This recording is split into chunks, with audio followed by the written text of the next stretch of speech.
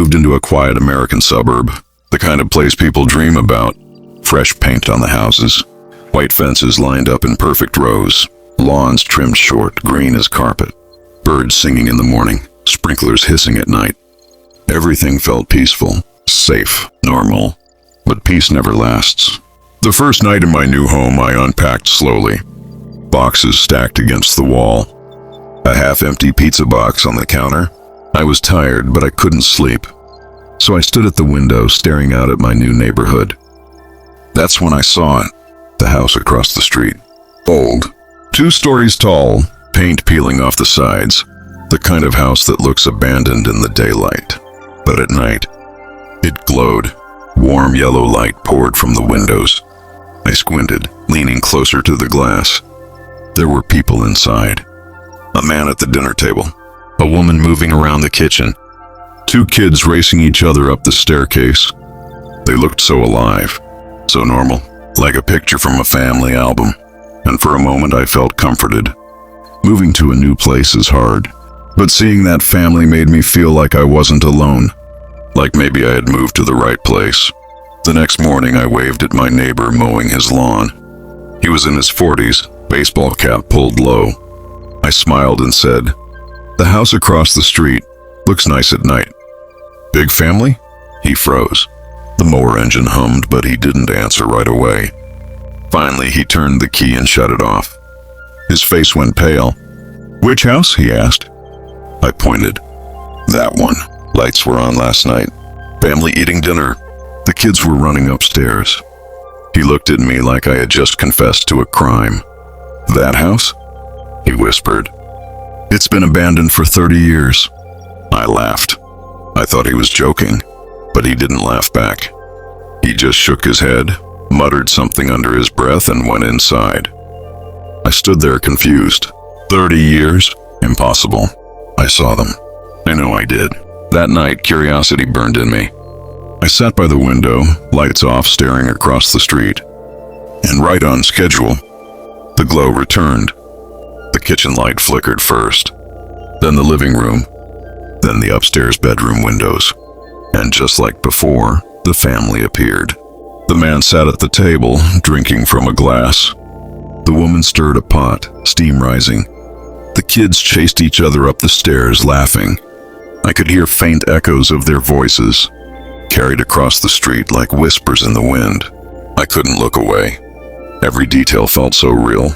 The sound of plates clinking, the woman wiping her hands on a towel, the little boy pausing at the window, pressing his face against the glass. For 1 second, I swore he looked right at me. Then he turned, laughing, and vanished into the darkness upstairs. I pulled out my phone, snapped a picture. The screen glowed in my hand, but the photo came out blurry. The family was there, but fuzzy, like static on an old TV. Still, it was proof. I wasn't imagining this. The next day, I asked another neighbor, an older woman watering her flowers. Her hands trembled when I brought up the house. "You saw them, didn't you?" she whispered. I nodded slowly. She leaned in closer, eyes darting around like someone might hear us. "They're not alive." I froze. She kept talking, her voice shaking. "Years ago, a family lived there. Husband, wife, 2 kids. One night the house caught fire. The neighbors tried to help, but it was too late. They burned inside. Ever since then, people say you can see them at night, living the same night, over and over, forever." Her words clung to me like smoke. I tried to laugh it off, but I couldn't, because when night fell again, I went back to the window. And they were there. Exactly the same. Same dinner, same laughter, same movements, like a recording stuck on repeat. My chest tightened. The story was true. It had to be. I tried to convince myself it was harmless. Just a ghostly routine, a replay of tragedy. But deep down I knew something was wrong. Because the boy at the window, the one who pressed his face to the glass, this time he didn't laugh. This time he didn't turn away. This time he waved. The third night came. I sat at my window again, lights off, curtains drawn, my phone in my hand, camera ready, and right on time. The house across the street woke up. The glow spread from window to window. Kitchen first, then dining room, then the bedroom upstairs.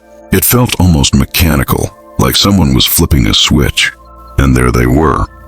The family. Perfect. Precise. Predictable. The man at the table. A glass in his hand. Always his right hand. Always the same sip. The woman at the stove. Her left hand stirring. Her right hand reaching for the towel. The kids thundering upstairs. 1, 2, 3 steps, always the same pattern. Then silence. My chest tightened. It wasn't life. It was a loop.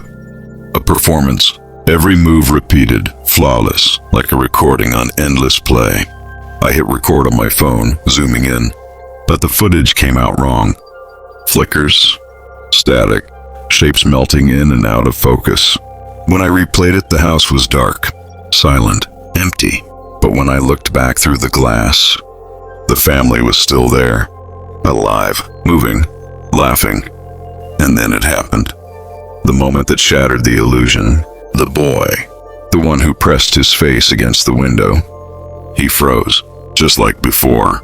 But this time, he didn't look away. He didn't laugh. He didn't vanish. He stayed, staring, his hands pressed flat against the glass. His mouth opened wide, but no sound came out. His eyes dark, empty, hollow. My stomach twisted. I backed away from the window, heart hammering. But something pulled me back. Curiosity, fear, a sick need to keep watching. And when I did, the boy was gone. The house had reset. Dinner again. The man sipping his drink. The woman stirring the pot. The children running upstairs. Exactly the same. I checked the time. 7:03 p.m. The same moment as last night. The same second. The same laugh. The same wave. It wasn't just a loop. It was a schedule. Locked to the minute. Locked to the second. The next night I prepared differently. Notebook, pen. I sat by the window writing every move. 7:01, kitchen light. 7:02, dining room light. 7:03, family appears. 7:07, kids run upstairs. 7:08, woman wipes hands on towel. Man sips his drink. Every detail exact. Every time. I was documenting ghosts, but they weren't random. They weren't wandering souls. They were programmed, and yet I couldn't stop watching. That's when I noticed something new. On the 5th night, 7:07 came. The kids ran upstairs, but this time one of them stopped. Halfway, on the stairs. Frozen. He turned his head, slowly, deliberately, and he looked directly at me. Not at the house, not at the street. At me, through the glass, through the darkness, through the silence of the night. And his mouth curled into a smile. A smile too wide, too wrong, too sharp. I stumbled back, nearly dropping my notebook. When I looked again, the loop had reset. The boy was gone. Dinner replaying. Everything normal. But it wasn't normal. I knew it. I felt it. They weren't just stuck. They were aware. The next day I tried to ignore it. I went for a walk. Past families pushing strollers. Teenagers riding bikes. Dogs barking behind fences. Everything looked so alive, so safe. But when I passed the abandoned house, the windows were black. Lifeless. Shutters rotting. Paint flaking. Just a dead house. Yet I could feel it. Eyes watching me from behind the glass. Eyes that weren't there, eyes that would return with the night. That evening, I promised myself I wouldn't look. I wouldn't give in. I closed the blinds, turned on the TV, blasted the sound, anything to drown it out. But at 7:01, the static from the television cut. The screen turned black, and in the reflection, I saw it. The glow from across the street. I froze. I didn't want to look. But my body moved on its own. Slowly I turned my head, and there it was. The house alive again. The man sipping. The woman stirring. The children running. But this time, they all stopped. All 4 of them, together, at once, and they turned. Not to each other, not to their meal, but to me. 4 faces, 4 sets of eyes, locked on my window, locked on me. The man lifted his glass and smiled. The woman raised her hand and waved. The children pressed their faces against the glass, mouths wide, teeth too sharp.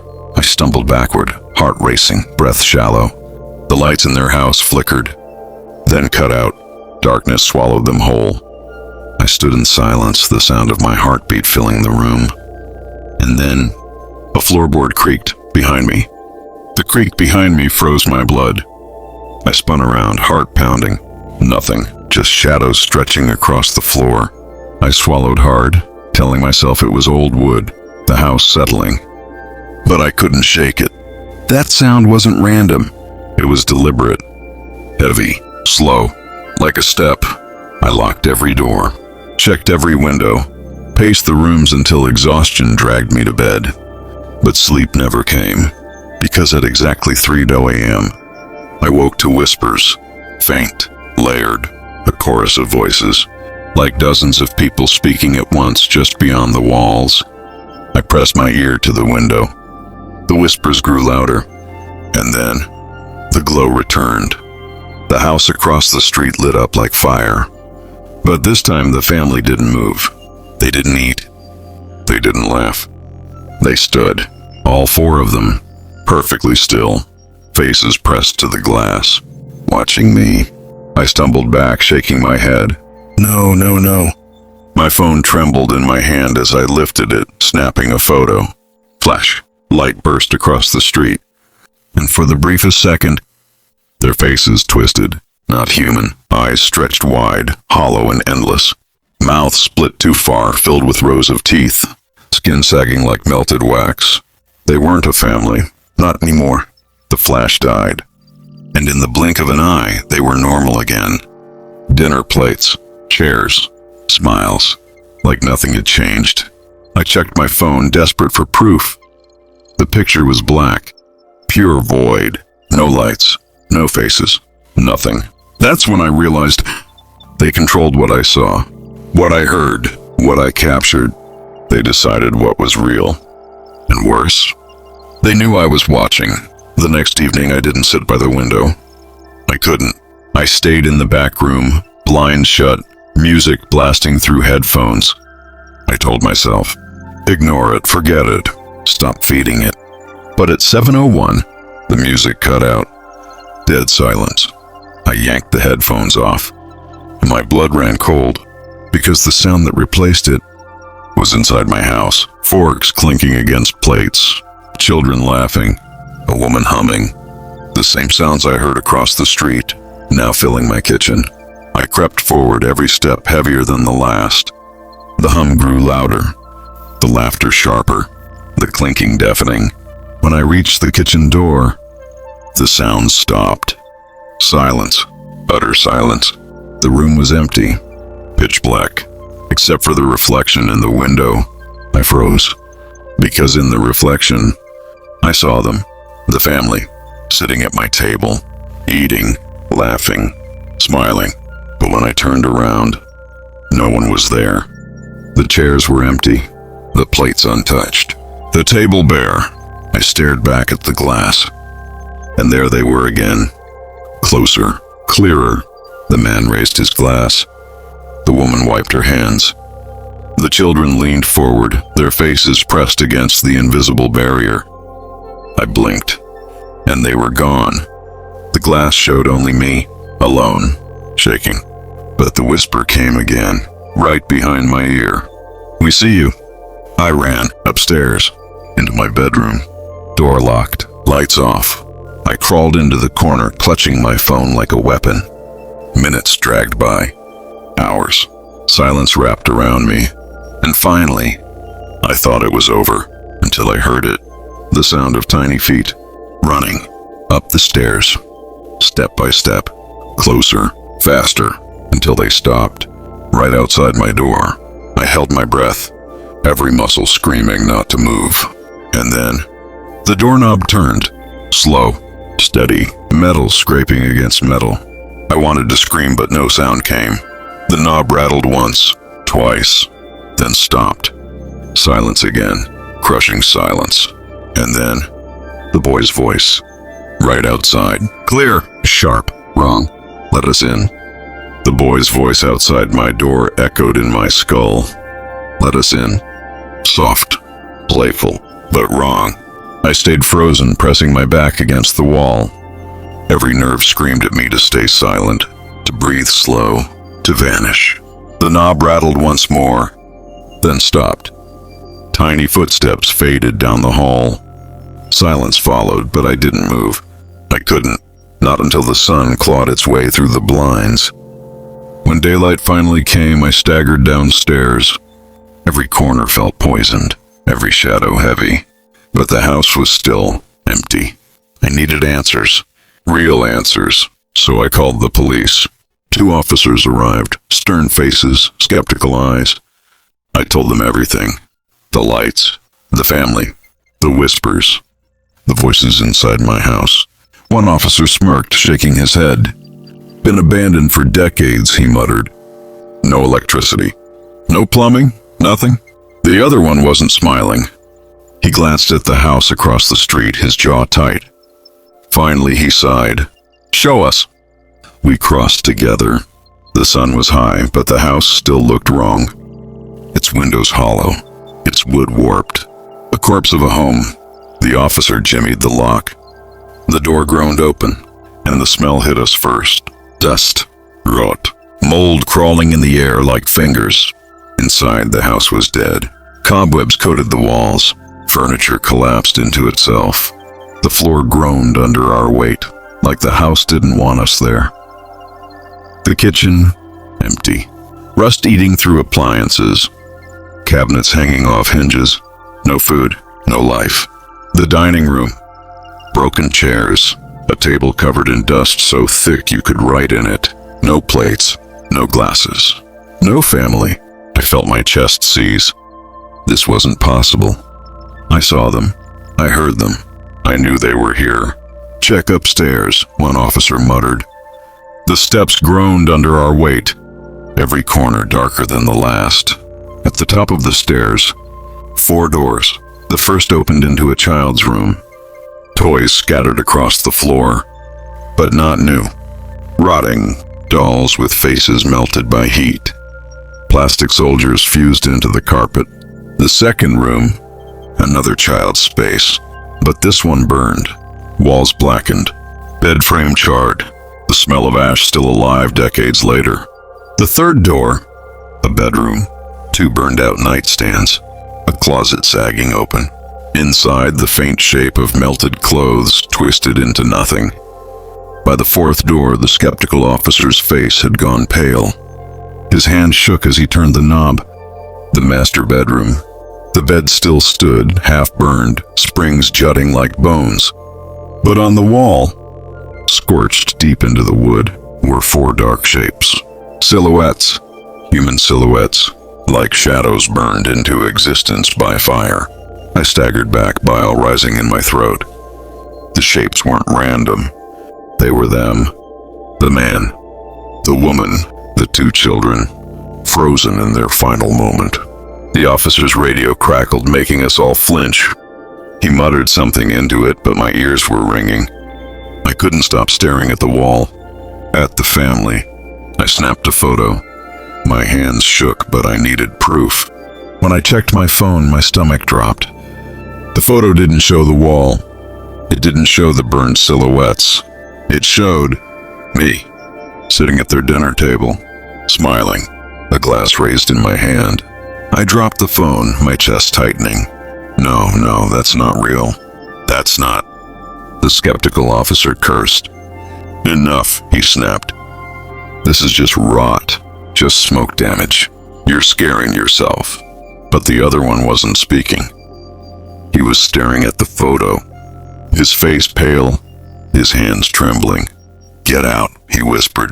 Now! We bolted down the stairs, out the door, back into the sunlight. I sucked in the air like I'd been drowning. But something was wrong. The sunlight felt weaker, dimmer. And when I turned back toward my house, my blood froze. Because across the street, In my window, there was light. A warm glow. Yellow. Familiar. I blinked, my chest tight. It couldn't be. It shouldn't be. But there it was. The shape of a man, sitting at my table. A woman moving through my kitchen. Children running up my stairs. My heart hammered. Because I realized it wasn't them anymore. It was me. Me sitting. Me smiling. Me raising a glass. On repeat. Forever. I stood frozen in the street. My own house stared back at me. Glowing. Alive. Through the window I saw myself. Sitting at my table. A glass in my hand. Smiling. I wanted to scream, but no sound came. The police shouted behind me, but their voices blurred. My eyes were locked on the glow. On me. And then slowly the reflection of me turned. Head twisting unnaturally. Neck bending too far. Until those eyes, my eyes, locked with mine. A smile spread across its face. Too wide. Too sharp. Too wrong. The glow snapped off. Darkness swallowed my house. The officers dragged me back. One shaking, the other swearing under his breath. "We'll get this condemned," he said. "Nobody's living here again." But I knew the truth. I wasn't safe. Not anymore.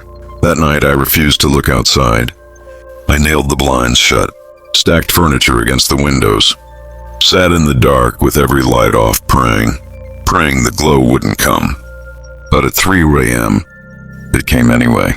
Not from across the street, from inside. The kitchen light flicked on. The smell of food drifted through the air. Meat cooking, bread baking, a meal I hadn't made. I crept forward, my body trembling, and in the doorway, I saw them, the family, in my house. At my table, the man raised his glass. The woman hummed softly. The children giggled, faces pressed against the window. Only this time, it wasn't the street they looked toward. It was me. I stumbled back, heart exploding in my chest. I screamed, loud, broken, desperate, but they didn't move. They just smiled. Smiled wider. Smiled until their teeth filled their faces. And then, they spoke. 4 voices at once. Layered, sharp, piercing. "It's your turn." I collapsed against the wall, shaking my head. No, no, no. But the air shifted. The room dimmed. The walls trembled. And suddenly, I wasn't in my kitchen anymore. I was across the street, the abandoned house, the burned walls, the rotting floor, but it wasn't empty. Not anymore. I sat at the table, a glass in my hand, the same sip, the same smile. I tried to stand, but my body wouldn't move. I tried to scream, but no sound came. I was stuck, locked, frozen, like a loop, like them. I watched as my house lit up. I watched as he, the other me, moved through it, living, breathing, smiling, while I sat here trapped. The family leaned in around me, the man's hand heavy on my shoulder, the woman whispering in my ear, the children crawling under the table, their nails scraping against the wood. I realized the truth then. The house doesn't just haunt. It consumes. It takes. It replaces. And I was next. Every night since, I sit here, at the table, glass in hand, a smile I can't control stretching across my face, waiting for someone new to move in, waiting for them to look out their window, waiting for them to see me. Because once you see the family, once you acknowledge them, you're already part of the loop. The lights will glow, the laughter will echo, and you'll join us forever. So if you ever move into a quiet American suburb, if you ever see a house across the street glowing at night, if you ever see a family waving through the glass, don't wave back, because the moment you do, it's already too late.